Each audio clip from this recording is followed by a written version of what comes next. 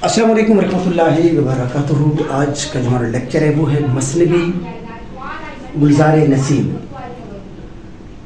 जितने भी मुकाबला जाती इम्तिहानात हैं उनके अंदर मसनवी गुलजार नसीम की बाबत आने वाले सवालात और मुख्तसरन आपके सामने इसका खुलासा रख देंगे ताकि आपको इसकी बाबत समझ आ जाए। मसनवी मुसन्ना अरबी के लफ्ज़ निकला है दो दो, यानी हर शेर हम काफ़िया व हम रदीफ़, यानी दो दो मुराद है। हर मिसरा दो मिसरे होते हैं एक शेर के, तो वो हम काफ़िया व हम रदीफ़ होते हैं और ये एक मुसलसल नाज़्म होती है। उर्दू के पहले नकात इल्ताफ़ हुसैन हाली ने सबसे करामत सिनफ़ सुखन मसनवी को करार दिया है। और इलामा मोहम्मद इकबाल का जितना भी कलाम उर्दू का है या फ़ारसी का भी है तो वो मसनवी में है, और उर्दू का जो वो मसनवी तरकीब बंद में है। और उनकी जो नज़्म है हासिल कलाम साकी नामा जो कि उनके बाल जबरील के अंदर है वो भी मसनवी में है। तो अब देखते हैं कि मसनवी गुलजार नसीम पंडित दिया शंकर नसीम, पंडित दिया शंकर नसीम ने लिखी थी। और जो दिया शंकर नसीम थे वो हैदर अली आतिश दबिस्तान लखनऊ का जो शायर है उसके शागिर्द थे, और हैदर अली आतिश मुसफ़ी गुलाम हमदानी मुसफ़ी के शागिर्द थे। और जब उसने ये मसनवी लिखी, ये उसने सहरुल बयान जो कि मीर हसन की मसनवी है उसके जो है ना जवाब में लिखी थी, आप ये कह सकते हैं, या मुकाबले में लिखी थी। और इसके अंदर जो है लखनऊ दबिस्तान की ये कहा जाता है कि पहली तवील नज़्म है। लखनऊ दबिस्तान की एक तवील नज़्म, चूँकि ये मसनवी नज़्म है तो नज़्म है, ये इश्क़ मसनवी है और ये दबिस्तान लखनऊ और लखनवी तहजीब का एक शाहकार है। पंडित दिया शंकर नसीम जो थे वो 1811 में पैदा हुए और 1845 में वो हैज़े की वजह से उन्होंने वफ़ात पाई। और सरल बयान के मुकाबले में लिखी गई थी। इसका जो दूसरा नाम है वो किस्सा गुल बकाउली। बकाउली एक परी का नाम है, गुल एक फूल है। और इसका जो माखज़ है, चूँकि ये पहले फ़ारसी में लिखी गई है, इज़्ज़तुल्लाह बंगाली ने 1722 में किस्सा गुल बकाउली लिखा था। 1722 में इज़्ज़तुल्लाह बंगाली ने। फिर गिलक्रिस्ट जो कि फोर्ट विलियम कॉलेज के उर्दू के प्रोफेसर थे, उन्होंने फरमाइश की 1803 में निहाल चंद लाहौरी ने इसको मज़हब इश्क़ के नाम से उर्दू में नसर में उसने लिखा, उर्दू नसर में। फिर 1839 में पंडित दिया शंकर नसीम ने इसको उर्दू नज़्म में लिखा। और चूँकि सारुल बयान के मुरत्तब भी रशीद हसन खान है, इसके मुरत्तब भी रशीद हसन खान है। सारुल बयान भी fort William college doctor Gilchrist की फरमाइश पर उर्दू में लिखी गई थी, और ये भी डॉक्टर गिलक्रिस्ट की फरमाइश पर उर्दू में ही लिखी गई थी। अब देखते हैं कि इसके अंदर कहा जाता है, एक तो ये तवील नज़्म है लखनऊ दबिस्तान की, और रियायत लफ्ज़ इसके अंदर पाई। वो क्या होती है, यानी इस तरीके की तस्वीर पेश करना एक मोजज़ाती तौर पर एक ख़याल को जो कि पहले आंखों के सामने ना हो, एक दिलचस्प अंदाज में चीज़ों को सामने लाना, थोड़ी सी लफ्ज़ों की हेर फेर करके। और कहा जाता है कि रशीद मुस्तफ़ी ने कहा था कि शेर और शायरी के जिन पहलुओं की वजह से दबिस्तान लखनऊ बदनाम था, उन्हीं पहलुओं को उजागर करके मसनवी गुलजार नसीम ने लखनऊ को बामी अरूज पहुँचाया। और डॉक्टर इत्शाम हुसैन ने कहा था कि गुलजार नसीम शायराना और फनकाराना तख्लीक का एक मोजज़ा है। अब हम इसको इस तरह देखते हैं कि इसके जो किरदार हैं उसमें एक मशरिक के इलाके में ज़ैनुल मुल्क बादशाह था। उसके टोटल 5 बेटे थे। 4 जो बड़े थे वो ज़हीन थे, मगर जो 5वां पैदा हुआ वो ज़हीन भी था और बहुत खूबसूरत भी था। और वो जो 5वां था वो जब पैदा हुआ तो कहा नजूमियों ने कि आप इससे दूर रहे, जब भी बादशाह की नज़र यानी बाप की नज़र बेटे पर पड़ेगी तो वो अंधा हो जाएगा। बिलाखिर वो अंधा हो गया था। अब हम आगे इसकी कहानी बनाएंगे आपको।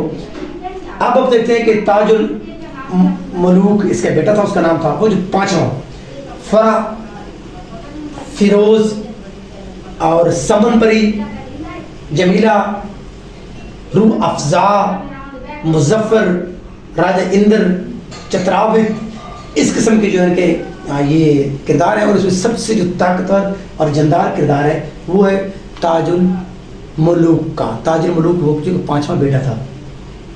अब हम आपके सामने हम मुसरन के मशरिक के इलाके में एक बादशाह था, उसके 5 बेटे थे। 4 ज़हीन थे मगर खूबसूरत नहीं थे, 5वां जो था वो ज़हीन भी था और बहुत खूबसूरत भी था। نجومے نے کہا بادشاہ کو کہ اگر آپ نے اس کو دیکھا تو آپ کی دید یعنی آپ کی نظریں چلی جائیں گی. بالآخر ایسا ہوا. اس نے جو ہی دیکھا تو وہ اندھا ہو گیا. اس نے اپنے بیٹے یعنی تاج الملوک کو اپنے گھر سے بدر کر دیا. وہ جنگلوں میں چلا گیا. اب کیا ہوا کہ کسی نے ایک نجومی نے کہا کہ ایک پرستان ایک علاقہ ہے پریوں کا, وہاں پر جو ہے ایک پھول ہے گلے بقولی, اس کا جو زیرہ ہے اس کی آنکھوں پہ لگاؤ تو اس کی دید واپس آ جائے گی.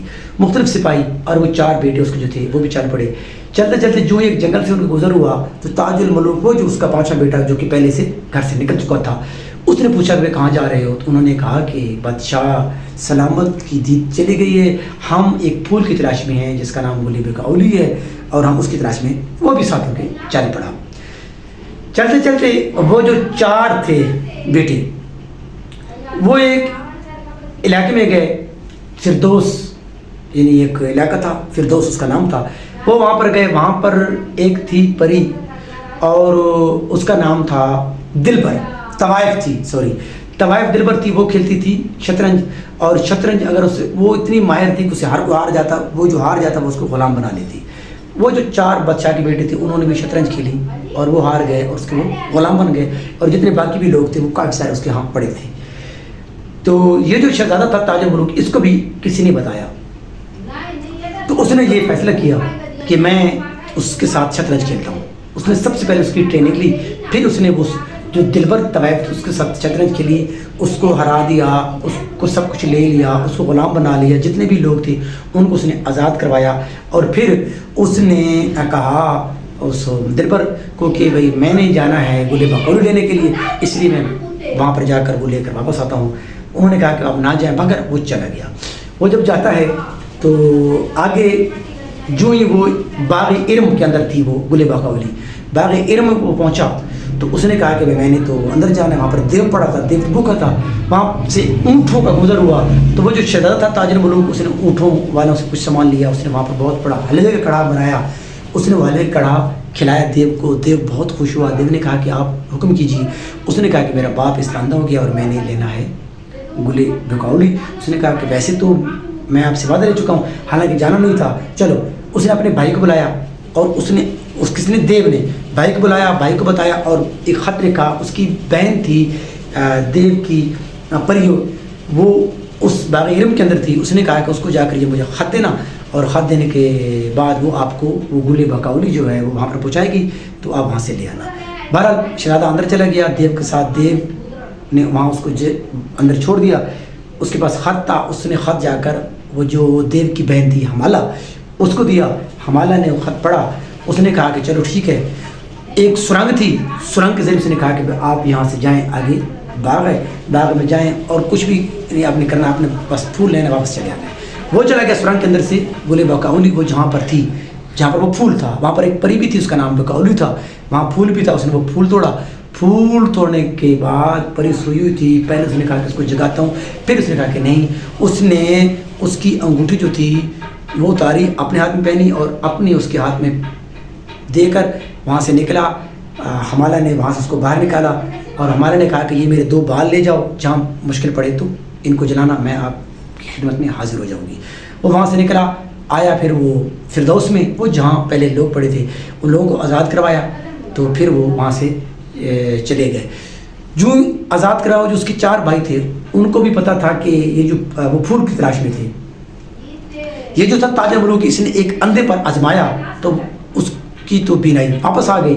تو ان کے جو 4 بھائی تھے انہوں نے اس کے ساتھ جھگڑا کیا, اور وہ جو اصل پھول تھا ان کے پاس ایک مصنوعی پھول تھے جو کہ غلط طریقے سے جھوٹے, مگر انہوں نے ان سے پھول لے لیا. وہ گھر گئے, باپ کے آنکھوں پر لگایا زیرہ, وہ ٹھیک ہو گیا, بہت خوشیاں ہوئیں.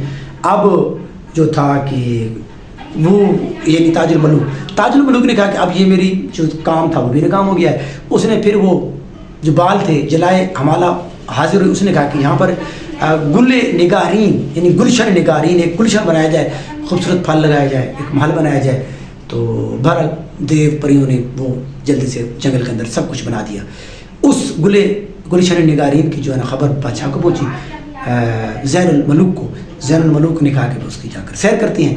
وہ جا کر وہاں پر سیر کرنے گئے تو وہاں پر جو تاج الملوک تھا اس نے اس سے بات چیت کی، حالانکہ ان کو دونوں، اس کو تو پتہ تھا مگر اس کے باپ کو نہیں پتہ تھا. اس نے کہا کہ میرے 4 بیٹے، اس نے کہا کہ نہیں، اس نے ایک 5واں بھی تھا مگر وہ جو ہے نا میں نے اس کو دیکھا اور میں اندھا ہو گیا، وہ پھر میں نے اس کو گھر سے بھگا دیا تھا.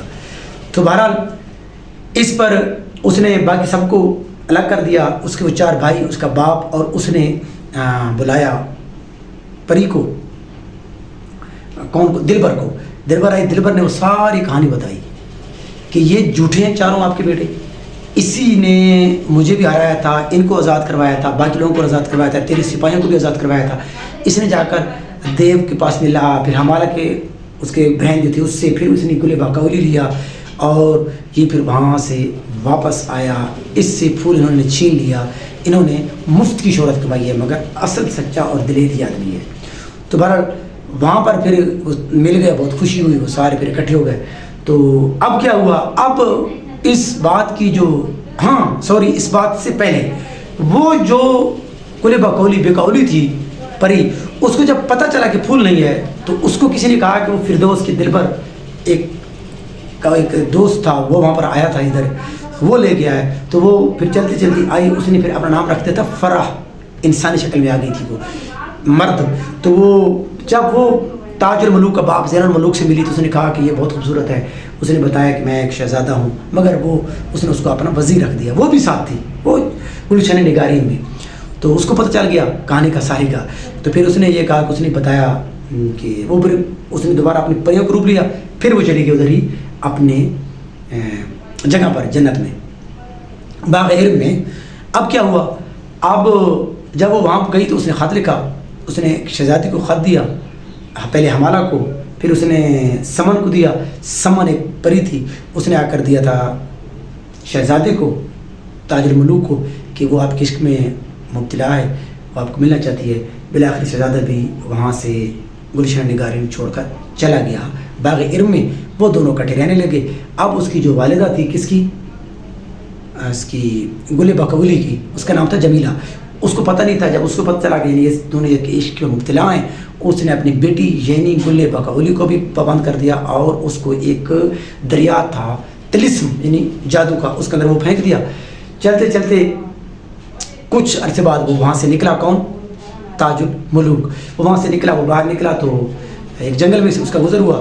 جنگل میں اس نے دیکھا کہ ایک اژدہا سامنے آ رہا ہے، اور ایک اس کے بعد اس جو بال تھے، مگر ایک سانپ چھوٹا سا بن گیا. سانپ نے وہ نکالا اپنا من کا.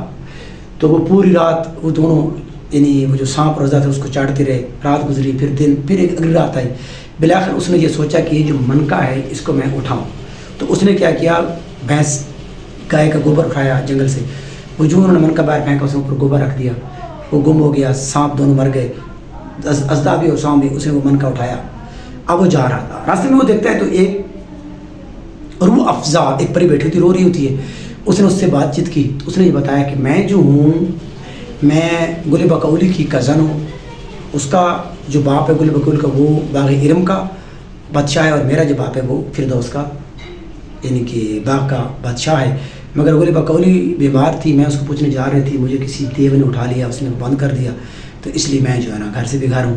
اس نے پھر اس کو لیا، کس نے، تاج الملوک نے، اس کو فردوس میں پہنچایا. جو ہی وہ فردوس میں اس نے پہنچایا تو اس کی وہ جو لڑکی تھی یعنی وہ جو پری تھی، اس کی والد اور والدہ، اس کے والد نام تھا مظفر، انہوں نے اس کا بہت شکر ادا کیا. اور مختصراً بتاؤں تو پھر انہوں نے کہا کہ آپ حکم کریں. اس نے پھر بتا دیا کہ میں جو ہے نا وہ گل بکولی کا عاشق ہوں. تو انہوں نے کوشش کی، پہلے گل بکولی ان کے وہاں آئی، ایک ہفتہ رہی، وہ دونوں ملتے رہے. پھر ان دونوں نے یعنی مظفر نے اور اس کی بیگم نے جا کر گل بکولی کا جو باپ تھا اس کو کہا، اس کی ماں کو بھی کہا، جمیلہ کو. انہوں نے پھر اس کو رشتہ دیا، ان دونوں کی شادی ہو گئی.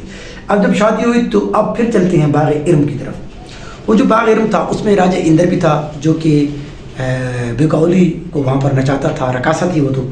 تو اس کو جب پتہ چلا کہ وہ تو اس طرح یعنی کہ چلی گئی ہے، تو اس نے پھر پریوں کو بلایا، دیو کو بلایا، ان کو کہا کہ وہ اس کو اٹھا لاؤ. وہ اس کو اٹھا کر لے جاتے، اس کو روزانہ وہ اٹھا کر لے جاتے باغ ارم میں. رات کو وہ وہاں پر ناچتی. اسی طرح پتہ چل گیا کچھ دنوں بعد، کس کو، شہزادے کو بھی، تاج الملوک کو بھی، کہ یعنی یہ ادھر جاتی ہے.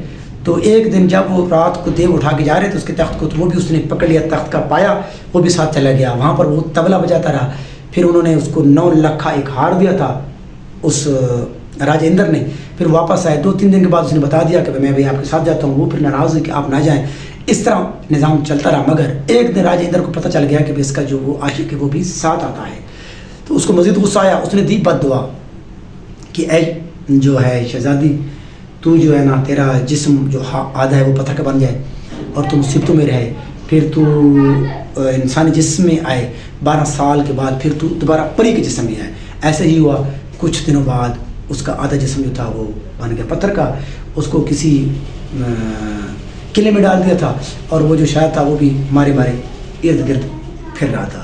پھرتے پھرتے اس کو ایک پری ملی. اس نے اسے بتایا کہ وہاں پر جو ہے نا پریاں کا ہول جا رہا تھا. اس پر مسکرائی تو انہوں نے کہا کہ آپ تو وہ ہیں طبلہ نواز جو ادھر جاتے تھے. اس نے کہا جی. اس نے کہا کہ آپ کی جو پری ہے وہ وہاں کسی قلعے میں پڑی ہے. وہ اس قلعے میں گیا. اس نے وہ پری سے بات چیت کی یعنی گل بقولی سے اور اپنی کہانی سنائی. اس کی کہانی سنی اور پھر اس چکر میں وہ جو تھا نا اس نے کہا کہ میں آپ سے ملتا رہوں گا. اور باقی بھی یعنی وہ باہر بھی جاتا تھا. باہر جب جاتا تو اس پر ایک اور جو پری تھی وہ فریفتہ ہوگی. اس نے اس سے شادی کر لی. اب وہ جو گل بقولی تھی وہ بھی ناراض تو تھی مگر اس نے کہا کہ یہ مصلحت پر ہے. چلتے چلتے ایک دن جب غصہ آیا پریوں یا تب دیو کو انہوں نے راجندر کو انہوں نے وہ قلعہ بھی اکھیڑ دیا. اب جب قلعہ اکھیڑا تو وہ بھی نیست و نبود ہوگی یعنی گل بقولی ختم ہو گئی راکھ ہو گئی. اب کہا جاتا ہے کہ وہاں پر کسی نے جو ہے نا وہ سرسوں کی سرسوں کا ایک کسان نے ساگ وہاں سے کاٹا.